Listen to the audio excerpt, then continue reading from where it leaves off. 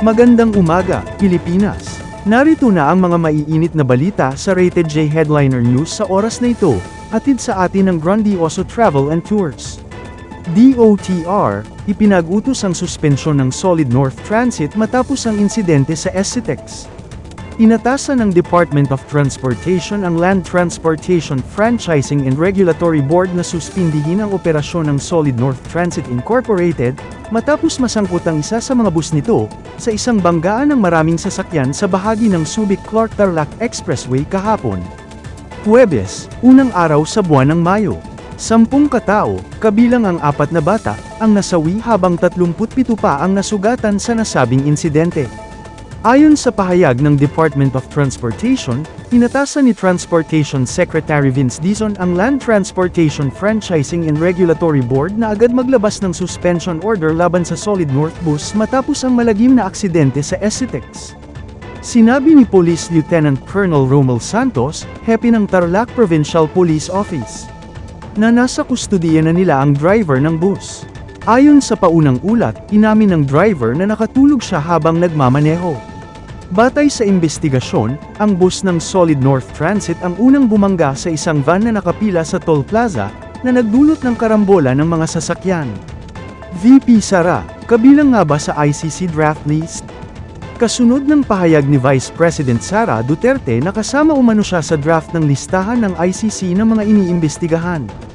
Nilinaw ng abogadong si Cristina Conti, isang kinikilalang legal representative ng ICC. Para sa mga pamilya ng mga biktima ng war on drugs ng Administrasyong Duterte, na animoy sinusubukan lamang umano ng Vice-Presidente na pangunahan ang proseso ng hustisya.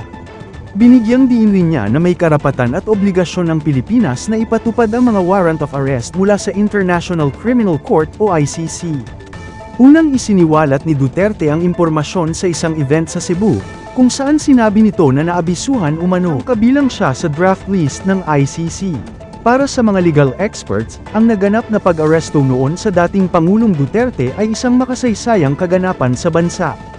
Patunay umano ito na kahit umatras na ang Pilipinas sa Rome Statute noong 2019, may tungkulin pa rin ang bansa na tumulong sa investigasyon ng mga krimen na nangyari habang miyembro pa ito ng ICC. 20 pesos na bigas, sinuspinde. Pansamantalang sinuspinde ng Department of Agriculture ang pagbebenta ng bigas sa halagang 20 pesos kada kilo sa Cebu. Para umano matiyak ang pagsunod sa mga patakaran ng Commission on Elections ngayong panahon ng halalan. Bagong unit sa AFP.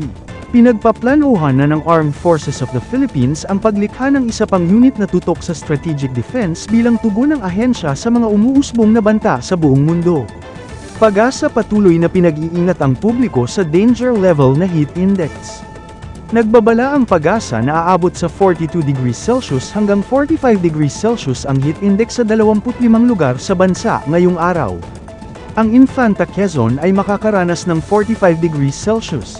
Kabilang naman sa mga lugar na makakaranas ng 44 degrees Celsius ay ang iba, Zambales, Ambulong at Tanawan, Batangas. Samantalang 43 degrees Celsius naman sa mga lugar ng Dagupan City, Pangasinan, Subic Bay, Olongapo City, San Ildefonso, Bulacan, Sangley Point, Cavite City, Alabat, Quezon, Cuyo, Palawan, Masbate City, at 42 degrees Celsius naman sa Sinait, Ilocos Sur, Lawag City, Ilocos Norte, Tuguegarao City, Cagayan, Etiague, Isabela, Baler, Aurora, Muñoz, Nueva Ecija, Camiling, Tarlac, Tayabas City, Quezon, Mulanay, Quezon, Calapan Oriental, Mindoro, San Jose Occidental, Mindoro, Daet, Camarines Norte, Legazpi City, Albay, Hili, Camarines Sur, Butuan City at Agusan del Norte.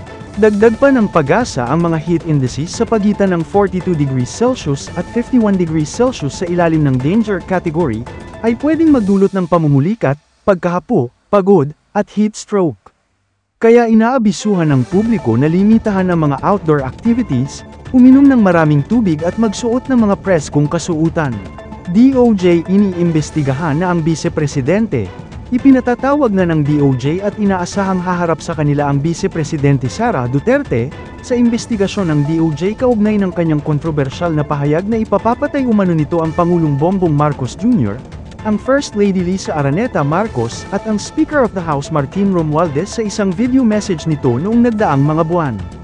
Samantala, nagpapatuloy ang impeachment process laban kay VP Sara Duterte ngunit wala pa ring ischedule hanggang sa ngayon ang Senado para sa pagsisimula ng paglilitis.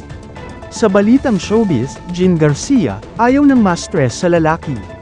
11 taon ng single si Jean Garcia at desidido siyang manatiling wala ng karelasyon. Ayon sa aktres, kontento na siya sa buhay at inuuna na lang ang kanyang pamilya, lalo na ang mga anak at apo. Para kay Jean, mas mahalagang maging masaya at payapa kaysa ipilit ang pag-ibig. Ayon pa sa kanya, ang pagiging tapat o hindi ng lalaki ay nakabase sa sariling desisyon nito, at hindi kasalanan ng babae kung magloko ang partner. Kapag wala sa trabaho, nakatutok lang siya sa pagiging simpleng ina at lola.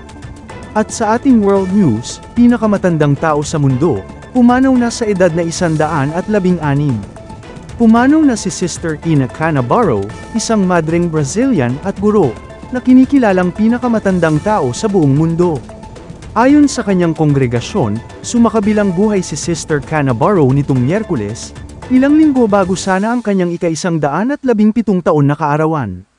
Ayon sa Company of Saint Teresa of Jesus, ang kongregasyong Teresiana na kinabibilangan ng yumaong madre, namatay si Sister Canavaro sa kanilang tahanan. Kinumpirma noong Enero ng Long Vai Quest, na sumusubaybay sa mga taong nabubuhay ng higit sa 110 taon, na siya ang pinakamatandang nabubuhay na tao sa mundo noong buwang yon. Magdiriwang sana siya ng ika-117 kaarawan sa ika-27 ng Mayo. Sumusunod kay Mother Canavaro, ayon pa rin sa Long Vai Quest, ay si Ethel Caterham. Isang 115 taong gulang na Briton, ang siyang kinikilalang pinakamatandang tao sa mundo. Sa isang video na kinunan ng Long Vai Quest noong Pebrero taong 2024, ibinahagi ni Sister Canavaro na ang kanyang pananampalatayang Katoliko ang sikreto ng kanyang mahabang buhay. Sa naturang video, makikitang masaya siyang nagbibiro, ipinapakita ang maliliit na pinta ng mga ligaw na bulaklak, at ang pagbigkas niya ng panalangin Aba Ginoong Maria. Ayon sa kanyang pamangkin na si Kleber Canavaro, 84 na taong gulang. Napakapayat daw niya noong bata pa kaya inakala ng marami na hindi siya aabot sa kanyang edad. Pumasok siya sa buhay relihiyoso noong kabataan niya at tumira ng 2 taon sa Montevideo, Uruguay, bago lumipat sa Rio de Janeiro at tuluyang nanirahan sa kanyang lalawigang sinilangan, ang Rio Grande do Sul. Buong buhay siyang naging guro at isa sa kanyang mga naging estudyante ay si General João Figueiredo, ang huling diktador militar ng Brazil mula 1964 hanggang 1985. Siya rin ang minamahal na tagapagtatag ng 2 marching band sa mga paaralan sa mga magkakalapit na lungsod sa hangganan ng Brazil at Uruguay.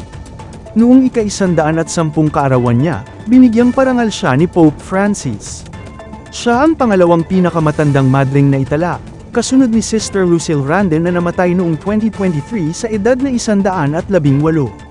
Nakuha ni Sister Canavaro ang titulong pinakamatandang taong nabubuhay matapos ang pagkamatay ni Tomiko Ituoka ng Japan noong Disyembre, ayon sa Long Vai Quest.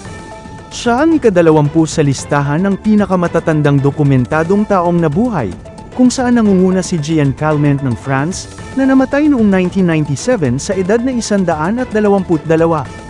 Ayon sa pahayag ng Long Vai Quest, ang kanyang mahaba at makahulugang buhay ay naging inspirasyon sa marami. Ang kanyang pamana bilang isang guro, madre, at supercentenarian ay mananatili sa alaala ng buong mundo. Nakalagak ang kanyang mga labi sa Porto Alegre, ang kabisera ng lalawigan ng Rio Grande do Sul. At yan ang mga maiinit na balitang dapat ninyong malaman sa oras na ito. Ako po si Jay Grandioso, ang inyong naging tagapagbalita para sa Rated J Headliner News. Ang maiinit na balitang ito ay hatid sa atin ng Grandioso Travel and Tours. For travel-related needs, please call Grandioso Travel and Tours, or visit them online at www.grandiosotravels.com. Huwag kalimutang mag-like, share and subscribe para sa mas marami pang balitang dapat ninyong malaman.